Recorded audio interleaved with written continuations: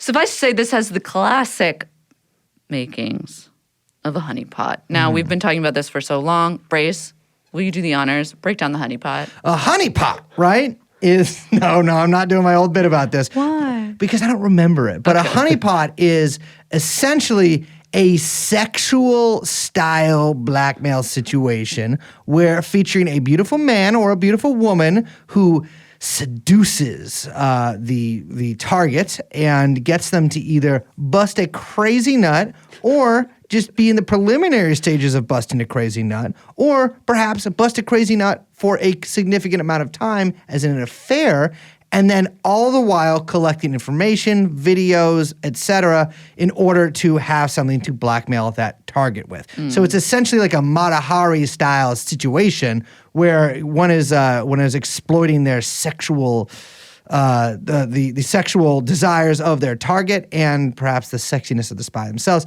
Famously, this is like a big trope that the Russians were really good at this, but honey trap operations come in all shapes and sizes, beautiful at any size, and unfortunately at any age. Pedophilia has often been used in like honey trap style situations. Obviously, this podcast has talked about that in relation with Jeffrey Epstein, but also like this was a part and parcel. Intelligence services have used this since the advent of the trade. So the thing that's funny about this story, there's a couple things funny about it, but it seems that in each of these cases, the senders knew a lot about their targets, like where they were hanging out, what their schedules were like. One conversation even referenced like a recent breakup that one of the targets had like just gone through, which is not public information. This is how one of the conversations went to a Labor Party staff member. The person would send, "Long time no speak. How are you? Still single?" That's a crazy text. Now, if I got that on WhatsApp, I'd be like, some Bitcoin scam. Delete, report. I always report. Be Karen on WhatsApp, report. Yeah, I would probably write something silly back and hope they would respond. But well, that's what this person did. So the person going by Charlotte, the honey trapper, they went on to ask the target about his past trade union work and was like, "You're the one who got me to join a union." Smiley face, smiley. Oh, winky smiley face. My bad. Winky smiley face. They did the double winky smiley? On the union work, which I gotta say, Brace. Would that work on me? That would not work on me. That would not work on me. How do you think we got here? Oh, fuck.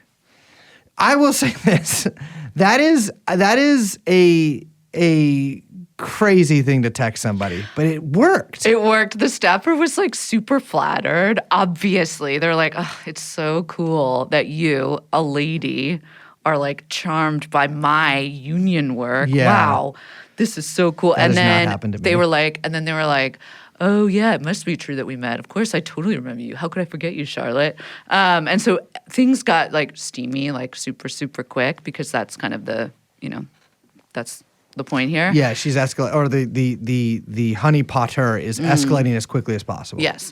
Then I guess things went pretty far. I think in this instance, they did also talk on the phone, which was a little confusing.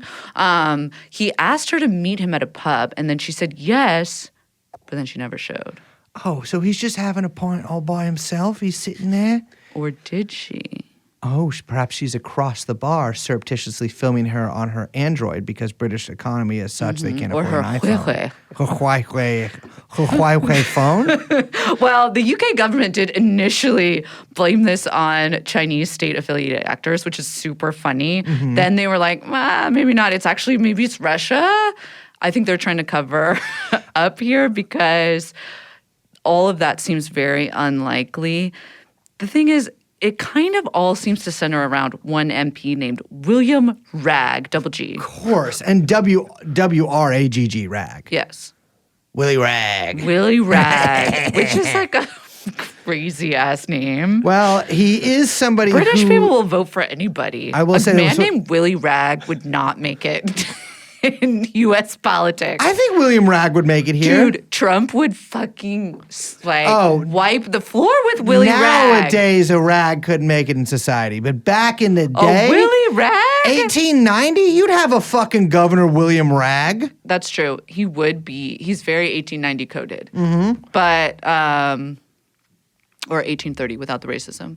But Willie Rag now, double G. Well, all right. So I will say this: there is a distinct difference between a Willie Rag and a William Rag, right? But he would try to go by William Rag, and then his opponent would just be like, I'm sorry, Willie Rag. Willie Rag. Willie Rag sounds fucking cool. I'll say this right now. I would pledge to vote for, I would never vote for a high Tory-ass William Rag sounding name. Mm-mm. I would vote for a low-down, stinky son of a bitch Willie Rag.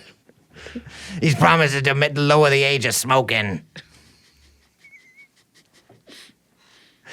He's going to make bras illegal.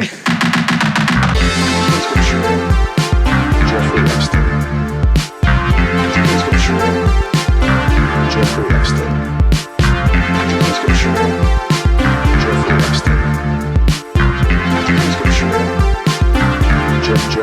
Epstein.